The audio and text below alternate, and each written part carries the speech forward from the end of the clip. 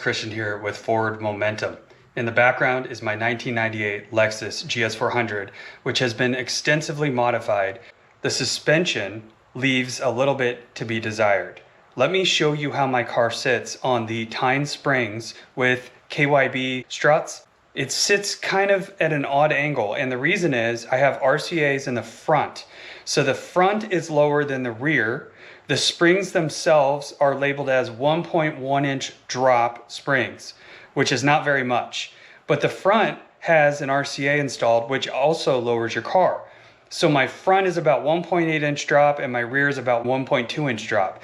So the car sits raked. Check this out. This is on a very level ground here. My lift is not pushing the car up at all. So this is how it sits, of just about 2 fingers. So almost 3 fingers. I'm going to give these a shot and then I'm going to reveal at the end what kind of coilovers these are.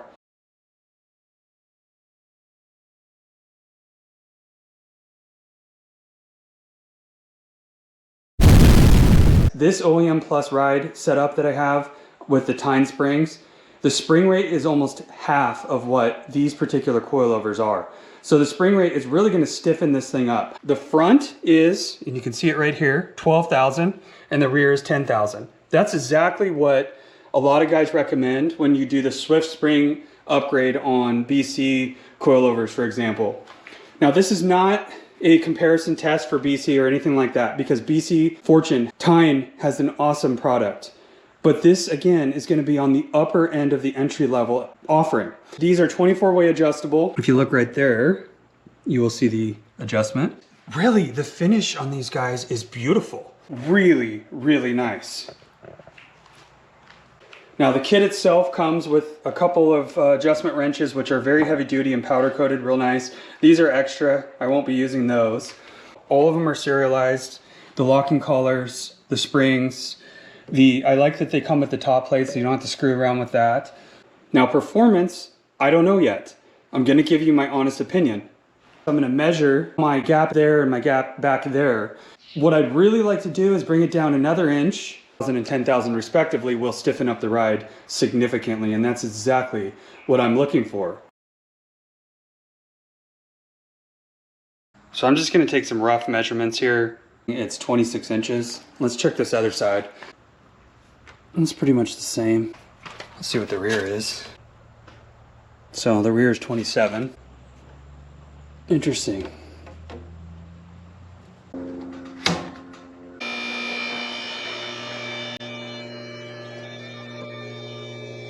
Everything's all loosened up and removed. You want to turn your wheel this way, disc in this case, and then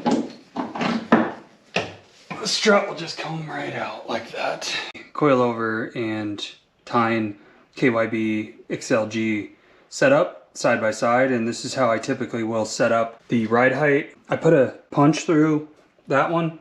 I'm unscrewing the body of this for the height adjustment. The preload comes preset and locked, so you really don't want to mess with that, but this is what you're going to mess with now. And once you get that set, you're going to use this lock collar to lock it in place. Weight wise, these are about the same. Eyeballing it, I'm not going to weigh them because they're really close.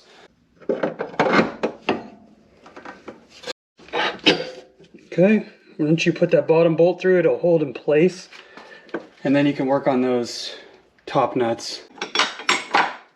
Okay, there's a little arrow on this thing here to run them. So finger tighten. 15 mil. What in the world? Why would you go use a 15 mil?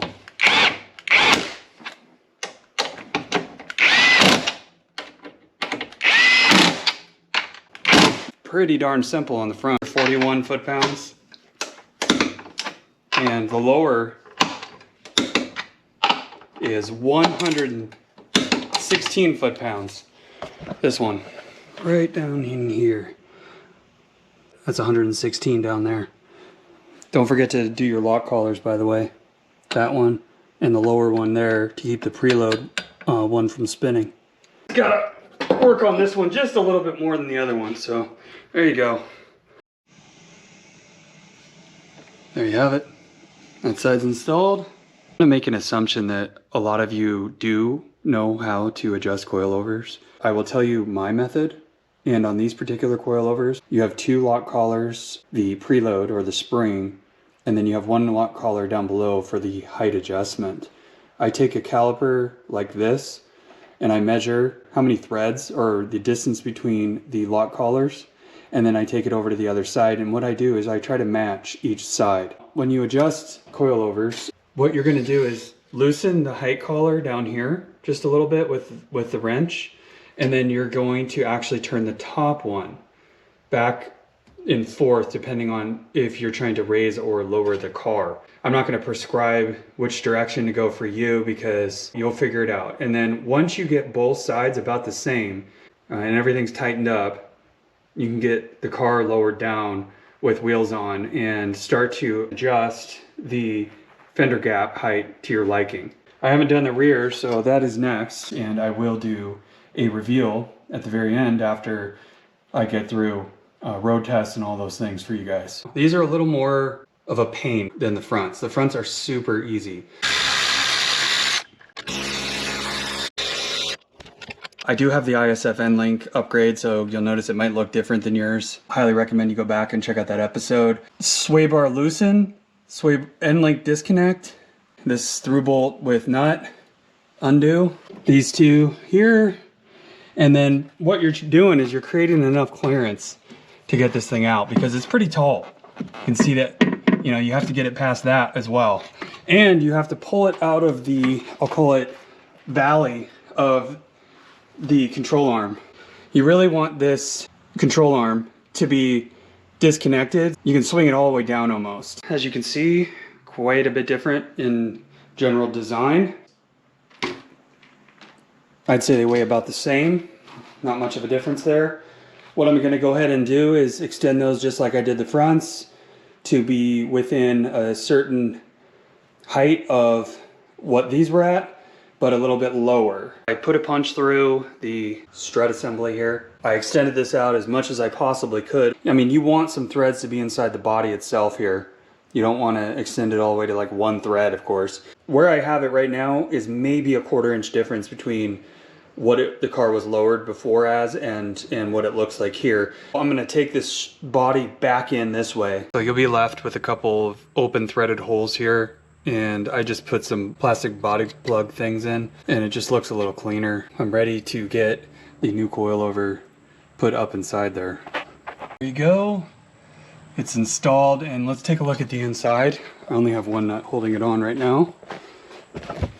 But you're going to have to figure out if you want to make some type of access port to adjust these things because they're 24-way adjustable. For the time being, you could just leave this pulled down and make adjustments to your liking while you drive around and then put this back in place later. Okay guys, these are actually 47 foot-pounds, a little bit different than the front, which were 41. So make sure you have them set. Super easy install, everything fit really, really well. Looks very clean. The lower control arm bolts in 81 foot-pounds, and then put everything back together. Well, the next step is to check your ride height and make adjustments as you wish.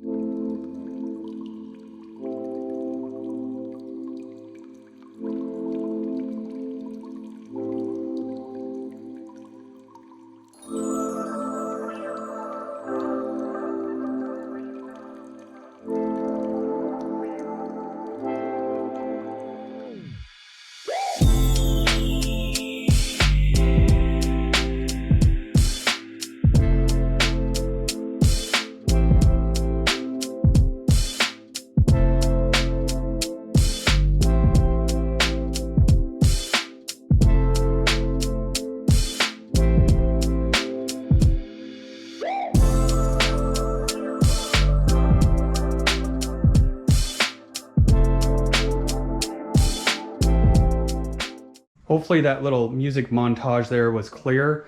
You can make your height adjustments with your wheels still on. For those of you who have never done coilovers before, it can be very confusing. These are non-preload height adjustments, so the preload stays the same. and you're going to be loosening that lower collar for height adjustment, and then you're only going to be turning this top one. You don't want to separate this lock collar here because you're not adjusting the preload. What you're doing is you're essentially screwing this thing into the body down below. Now I'm going to turn the wheel back straight, and I'm going to drop the car back down and take a look at it. My fender gap is diminished because really I'm not after a huge drop here like many of you will be. So I'm shooting for about a 1/2 inch to a 1/4 inch lower fender gap. Let's see how I did right now when I bring the car back down.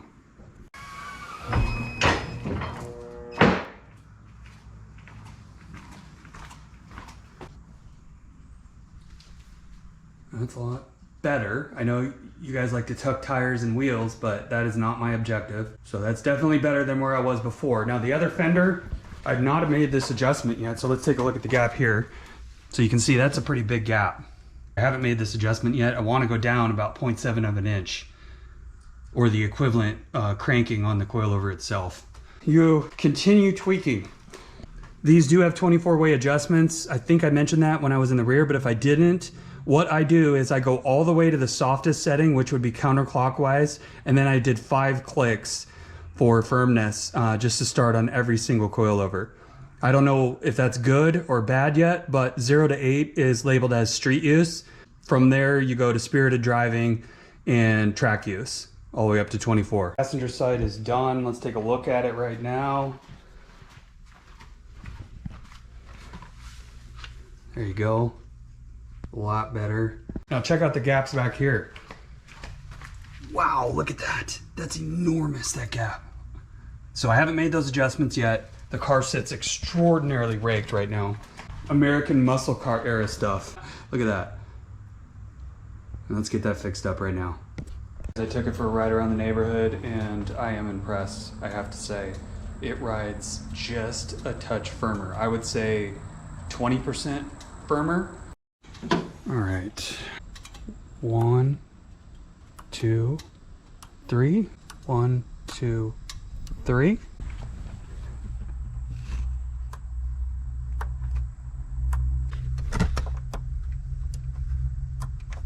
Okay, 3 clicks. I am really liking this, guys. It's riding really smooth. I'm actually very surprised. I'm gonna go get some gas. My gas light's on.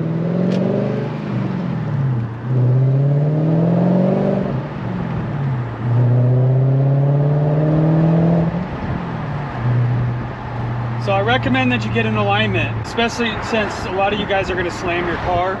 I'm gonna see if I like this height before I just go get an alignment. See how it does, don't scrape. Oh, it didn't scrape. Let's go over here.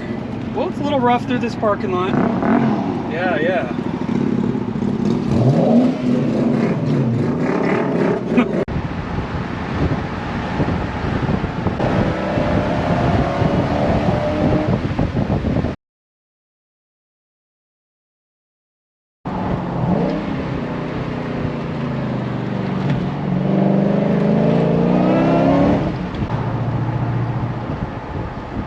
Yeah, the body roll is drastically reduced from the tine springs that I was running before.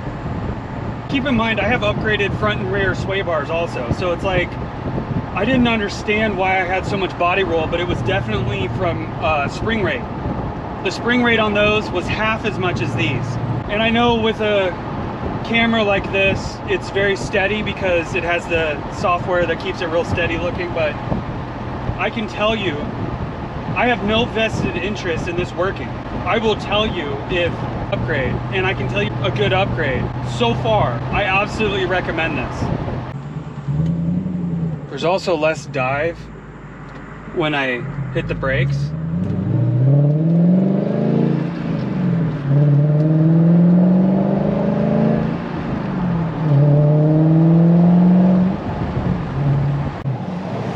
Right here, right there.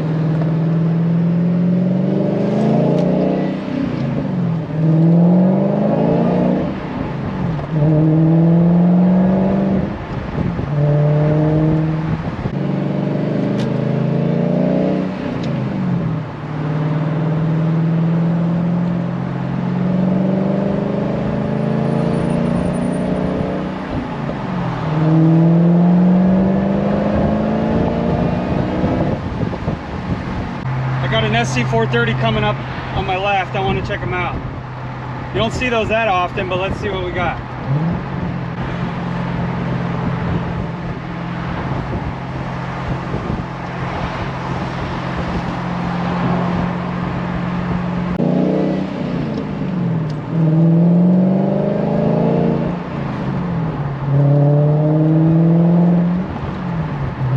So I noticed on acceleration, the front end doesn't lift up as much. Everything's great. I got no complaints. Now the big reveal. What kind of coilovers did I actually install? Max beating rod T7s. Let me tell you, I hesitated for a while on doing this. When I saw the T7s, I said, you know what? Those look really good. I really like the specs. 1 to 3 inch drop on these. Perfect fitment. I had no issues with install. Everything passed my visual test. All the hardware looked good. The powder coating looked great. Longevity, we'll see. They have a 1-year warranty. I don't anticipate any issues, and they've already said if you have any issues, be sure to reach out to customer service, even if it's beyond the warranty time. Here's what you really need to consider. Just throwing on coilovers is not enough, okay? I have since had to order adjustable Megan upper control arms for the front, not because they're hitting, rather because I need to get my camber in spec or close to in spec, and I need to give the alignment shop the ability to do so.